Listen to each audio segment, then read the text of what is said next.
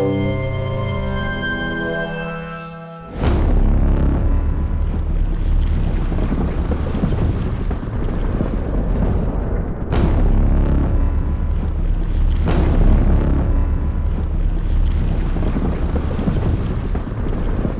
everybody, this is Jay Fitzloff. I'm associate producer at Vigil Games, and you are about to see The Wailing Host. This is at the end of the Abyssal Plains. It's the second big world that you face in Darksiders, and this is kind of pretty much one of the end guys you face. He's close to my heart because I'm a big fan of Call of Cthulhu, and obviously this looks like a Cthulhu type monster you face, and also you can see he's not a small guy. He's gargantuan compared to a lot of the bosses, but that's the kind of thing we went for in Darksiders 2. We wanted to, I mean, you're Death, you're a Horseman of the Apocalypse, you're obviously a fearsome person in your own right, so how do we create something you fear? And we did that a lot through sense of scale, where you're fighting something, you're a creature that's bigger than life, so we have to have you fighting something that's just gargantuan. So you can see that a lot of our bosses, we took some different approaches. This guy, I like to say there's kind of two different bosses types. Some are what I call puzzle bosses, meaning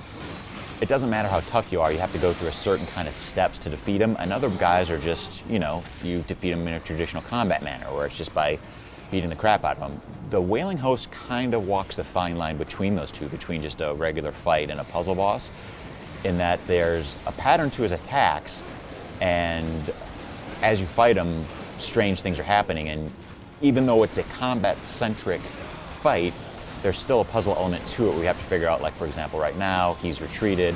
You have this kind of pillar of energy, and all these ghostly skeletons are appearing out of it, where I think, obviously I know what's happening, but somebody new to the game would be like, all right, how do I get to this next step, or how do I make him reappear? In this case, it is by beating the crap out of some skeletons. You can see some other abilities are being used here. You got Ghost Hand, which is always handy for small enemies, for pulling them, Death Grip, we changed the name, I always get those confused, but it's good for pulling small enemies towards you and trim up. For a big guy like the Wailing Host himself, it would pull Death towards him, which is handy if you're at a distance from him and need to close that gap really fast. You can always use Death Grip to get in there and make your attacks.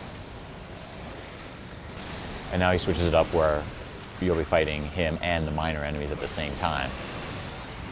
The reason you're fighting the Wailing Host is you've been clued in from the King of the Dead here in the Abyssal Plains that to get to the Well of Souls, there's one person that knows the secret in a place called the City of the Dead, and the Wailing Host is basically blocking your way to that city. So that's the reason why you're facing off with him. And like I said before, this is kind of near the end of the second zone we have in the game, which is, I was going to say, it might be the biggest. It's a tie for that in the Maker's area, but this is pretty much what you're seeing is almost the climax to the whole world itself.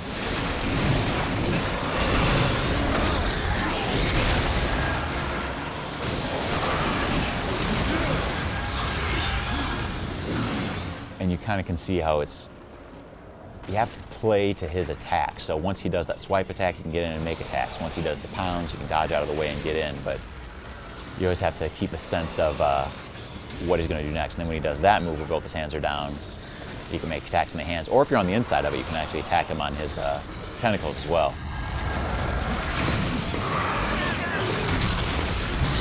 This is a pretty fearsome fight, but at this point in the game, we have the leveling and the loot system, so you should be a pretty high level at this point. I'll take a shot in the dark. It would probably be somewhere between 12 and 15. If you're lucky, you have a possessed weapon that you've leveled up. We have possessed weapons, you feed them other weapons, and they go up levels. So you should have a good sense of equipment. What's interesting about this guy too is, well, with the builds you can do in Darksiders, you can go combat heavy, you can go spellcasting heavy. We have two skill trees. The Necromancer one's the more spellcasting one. I was doing a playthrough over the weekend, and I was just kind of experimenting. I pretty much went all spellcasting. I was always summoning zombies, murder crows, and having them do all the work for me. It worked great to a point until I got to a guy like here in the Wailing Host, where the zombies weren't tough enough to close the gap on him. He was able to crush him instantly, and the damage they were doing was minuscule compared to what we needed to do. So, you can always have build your own characters, and you'll never get stymied by the way you've built your character, but this is definitely one of those guys where, I was purposely always going spellcasting, but at the time of this, I was kind of cursing myself, like, ugh, wish I had a combat ability, like a teleport slash, so I could get through this and just able to get out of the way of attacks or take care of business a lot faster. So, but it'll be the opposite too. If you've done an all combat build, there'll be some where you wish you had some zombies that could explode on somebody and take care of some problems for you.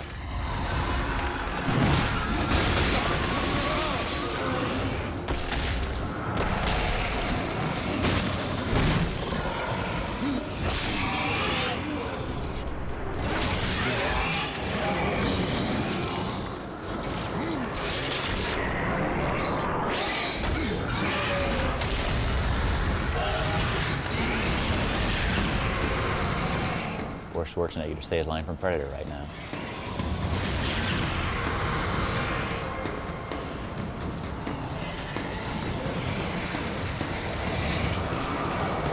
And that part you saw with the cutscene with the kind of the quick time event press B, we do that during the boss fights is just for the big finishes or the intermediaries, but there's never a battle that just is all quick time events.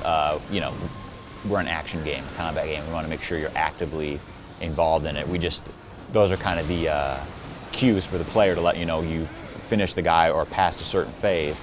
But you know, also they look really cool when you can do stuff like that too. So it's always fun for our animators to get to do those big finishes or those intermediary phases.